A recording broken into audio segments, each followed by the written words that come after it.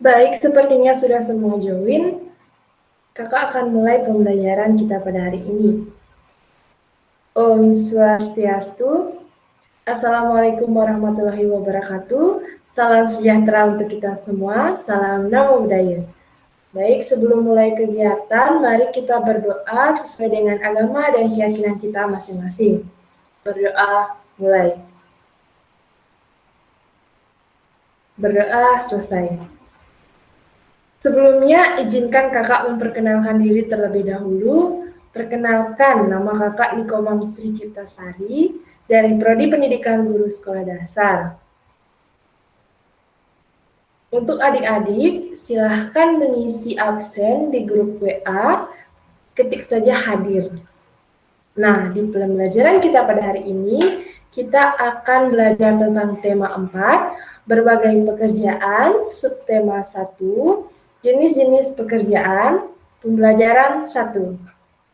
Sebelum kita memahami lebih lanjut, kakak ingin bertanya, kalian pasti sudah tidak asing lagi dengan serial Upin dan Ipin. Benar, Upin Ipin yang itu. Salah satu episodenya memuat tentang cita-citaku di mana Upin dan Ipin bercita-cita ingin menjadi astronot, Meme yang bercita-cita sebagai guru, Esan yang ingin menjadi juru masak atau koki, dan masih banyak lagi. Nah, astronot, guru, dan juru masak adalah macam-macam pekerjaan. Untuk jenis-jenis pekerjaan dibagi menjadi dua, yaitu pekerjaan yang menghasilkan barang dan pekerjaan yang menghasilkan jasa. Untuk pekerjaan yang menghasilkan barang atau benda nyata seperti kursi, meja, dan juga makanan-makanan yang adik-adik konsumsi. Adik-adik pasti sudah tidak asing lagi dengan yang namanya sawah. Mungkin di sepanjang jalan menuju rumah adik-adik atau menuju sekolah, kalian sering melihat sawah. Apakah beras atau nasi yang adik-adik konsumsi itu dapat dihasilkan sendiri oleh sawah? Orang yang bekerja di sawah biasanya kita sebut dengan petani. Petani adalah orang yang menanam, memelihara, dan juga memanen padi itu hingga menjadi beras atau menjadi nasi yang adik-adik konsumsi. Contoh lain ada peternak ayam. Siapa yang sering makan KFC pasti tahu nih. Peternak ayam memiliki pekerjaan sama seperti petani, yaitu menjaga ayam, memelihara, memberi makan, hingga siap untuk dipanen dan diberikan kepada konsumen. Mengapa dikatakan pekerjaan yang menghasilkan barang? Karena ada barang nyata yang dihasilkan dari pekerjaan tersebut. Atau seperti barang yang dapat adik rasakan, adik sentuh, dan dilihat. Kemudian yang kedua ada pekerjaan yang menghasilkan jasa. Memang tidak terlihat atau barangnya tidak dapat adik rasakan, tetapi pekerjaan ini dapat membantu adik-adik dalam kegiatan sehari-hari adik-adik. Contohnya, guru, kakak. Itu kakak memberikan ilmu atau membagi sharing-sharing, mengerjakan adik-adik tentang berbagai macam hal yang mungkin adik-adik belum tahu. Kemudian ada dokter, ketika adik sakit pasti adik akan ke dokter.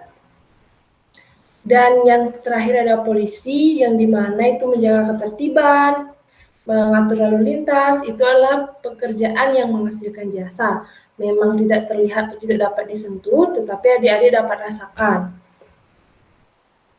Jenis-jenis pekerjaan juga ditentukan oleh tempat tinggal. Tempat tinggal dibagi menjadi 3, yaitu dataran tinggi, dataran rendah, dan daerah pesisir pantai. Mengapa bisa terjadi demikian? Baik, sekarang kita akan lihat contoh-contohnya agar adik-adik lebih paham. Yang pertama ada daerah dataran tinggi. Adik-adik pasti sudah pernah ke Bedugul. Biasanya kalau ke Bedugul itu pasti beli oleh-oleh seperti strawberry atau sayur mayur, contohnya wortel dan masih banyak lagi.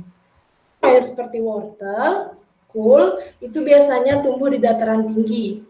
Kemudian seperti strawberry juga tumbuh di dataran tinggi. Maka kebanyakan orang-orang, bukan semuanya, tapi kebanyakan orang-orang yang berada di dataran tinggi bekerja sebagai petani sayur atau petani buah.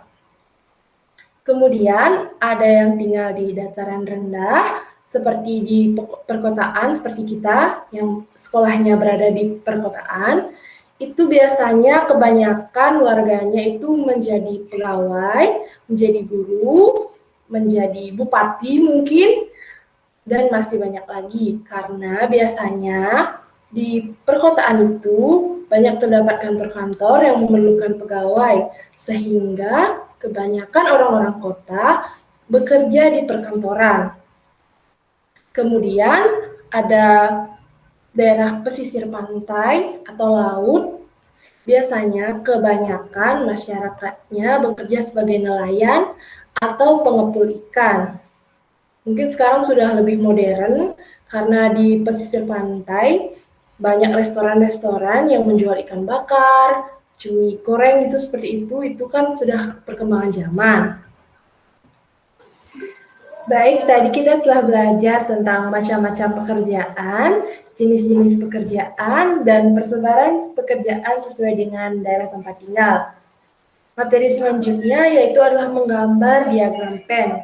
Karena kakak rasa agak sulit menjelaskan lewat daring dan adik-adik mungkin banyak yang kurang paham sehingga kakak sudah kirim link YouTube atau video YouTube ke grup WhatsApp. Silahkan diakses, di sana menjelaskan bagaimana penggunaan diagram pen pada tingkat kelas 4 SD.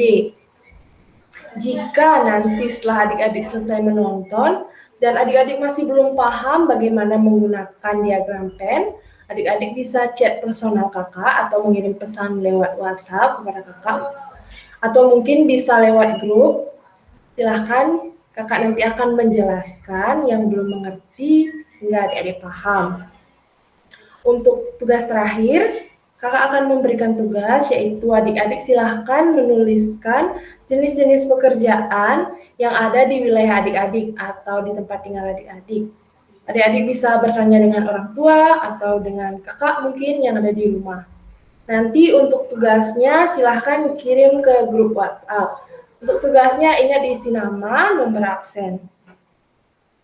Baik, sekian dulu pembelajaran dari kakak. Semoga ilmunya masih nyantol dan bermanfaat buat adik-adik.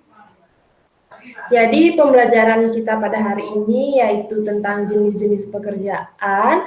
Sudah kakak jelaskan hingga diagram pen. Mungkin kakak belum jelaskan di sekarang, tapi kakak sudah kirim linknya.